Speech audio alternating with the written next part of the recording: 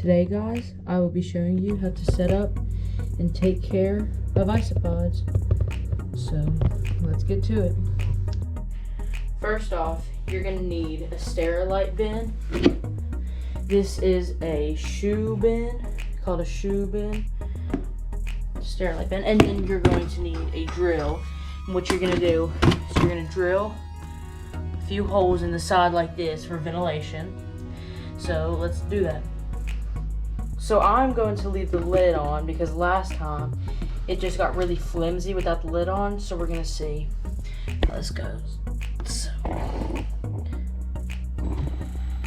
you want to drill it nice and slow so you can get a dent. If you drill it immediately fast, it'll go all over the sterilite bin and scratch it up. That's not what you want. So let's just drill a hole.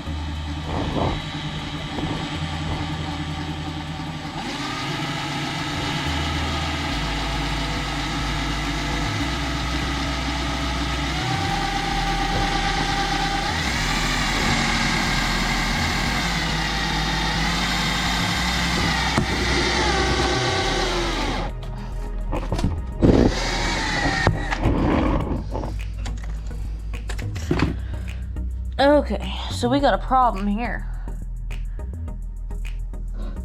It melted a hole. So now we have this big old plastic ring. But we'll cut that off. So, okay. So we have 6 holes drilled. And something weird happened this time. It like melted the plastic and created these little like tubes. But it's not gonna affect the isopods. So I'm gonna go rinse this off to get all the plastic particles out. And then we're gonna go move on. Okay, next up we're gonna make the substrate layer for the isopods. And that's gonna consist of sphagnum moss. It says orchid moss here. Rupt soil. You can use any soil you have as long as it doesn't have any fertilizers and chemicals. That is very important. Make sure there's no fertilizer and chemicals, or else it'll kill your isopods. And leaves. I have my leaves over here. And we're gonna get started. So now we're gonna take our rupt soil. And again, you can use any soil you want. Topsoil. Just make sure it does not have any chemicals in it. And we're just gonna pour about a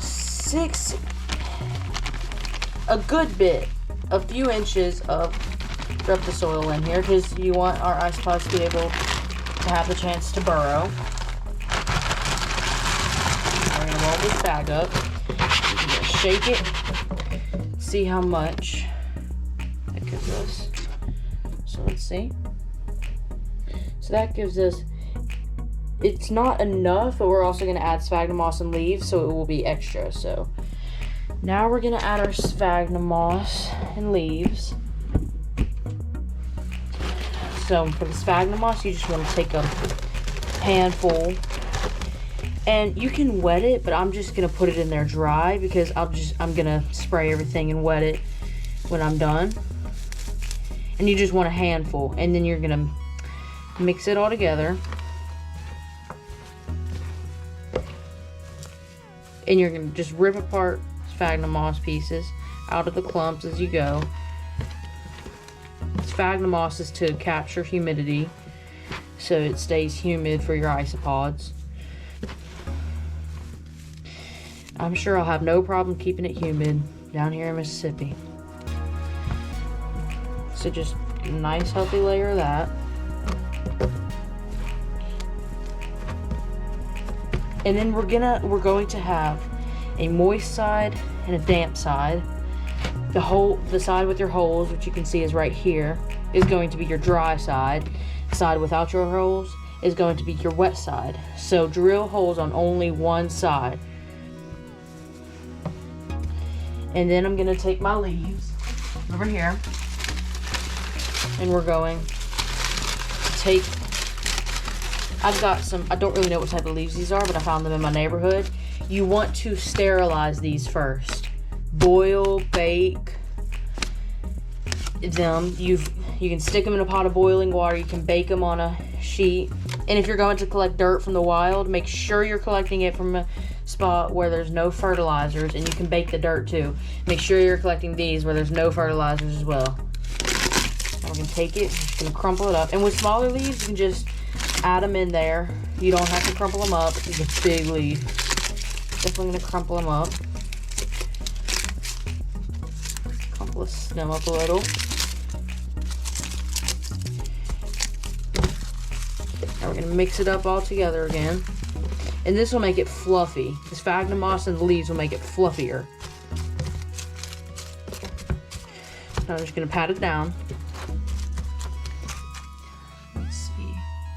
And we have a good amount of depth on there. So now what you're gonna do is, this is optional, but is highly recommended. I went a long time without, but you're gonna take a handful of sphagnum moss and you're gonna dig out a little trench on your moist side without the holes. You're gonna dig out a little trench and you're gonna add your sphagnum moss in there. This is going to provide as a humidity spot, and it'll help your isopods regulate on as where they want to go. So if it's dry and you haven't sprayed it in a while, they will typically move over to the humid side, which is going to be over here where all that sphagnum moss is. And if you just sprayed it and they're all dry and everything, they're typically going to be over on your dry side. So now what you're going to do is you're going to take a bottle of dechlorinated water. I'll show you what I use.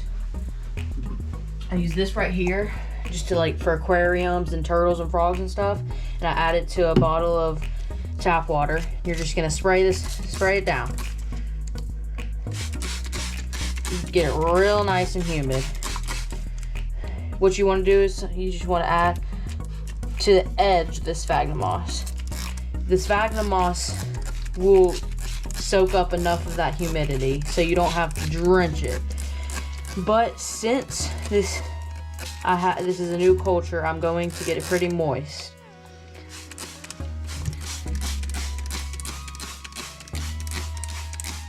And that's how you set up the base of it.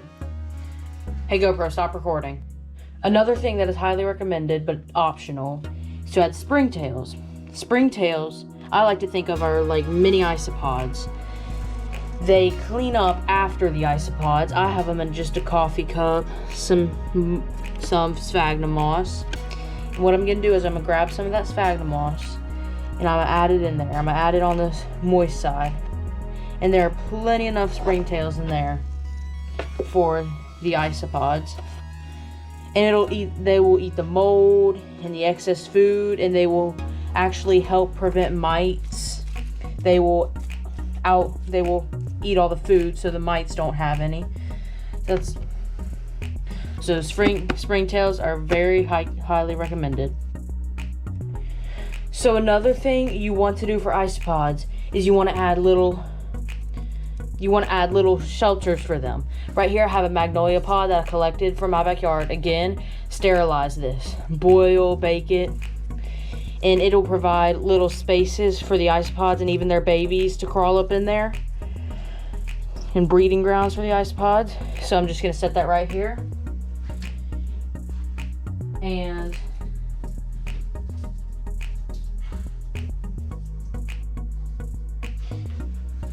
And a piece of bark would also do. A little piece of bark is also good enrichment for them to hide under and seek shelter and breeding grounds. And I'm gonna add another piece of bark when I transfer the isopods into here. A bigger piece of bark. So let's do that. This is my colony of Porcellio scaber lottery mix. Sorry.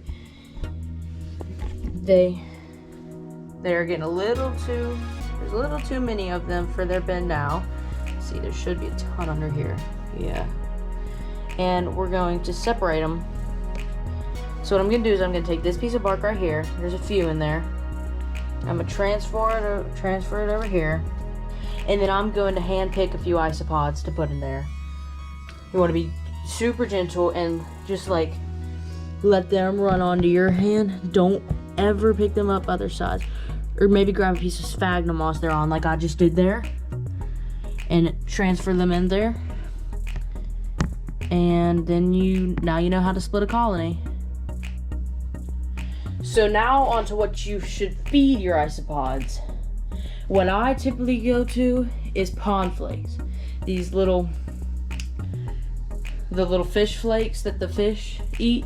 It's a good source of calcium and a good source of vitamins for them. But they also will eat leaves. They also munch on that bark and that magnolia pod right there. And another option you can give them is carrots or lettuce, as you may have seen in the other culture I have in my Porcellio scabers. I had a piece of lettuce in there. And also what you can provide them is calcium. You can do that in eggshells, snake sheds, and you can do it in calcium blocks, calcium powder. And actually it's a good timing because right here over in my Texas rat snakes enclosure, I have a snake shed right here. Going to take out, close the tank, and I'm going to add a piece of this. And what I've found is they typically like to eat the back scales and not the belly scales. I add a piece there, and I'm going to add the rest to my other cultures of isopods. And that will also provide a good source of calcium. And your isopods will also molt. They can eat their molts too, which also is a good source of calcium. Some fun facts about isopods. Isopods actually have gills, and they breathe, and they use. That's why they need such high humidity, because they have gills and they use their gills to breathe. And they're actual deep sea isopods. They're like a foot long, and they have gills too. They live in the ocean actually. And isopods, they don't lay eggs. They have what's called a marsupial sac underneath their stomach. They're underneath their bottom, and they hold their babies in that marsupial sac, and they eventually let go, and the babies will cling to their mother for a few more days, and then the babies are let go into the bin. And that's it, guys. Thank you for watching. If you enjoyed this video, make sure to like and subscribe. And have fun. Bye.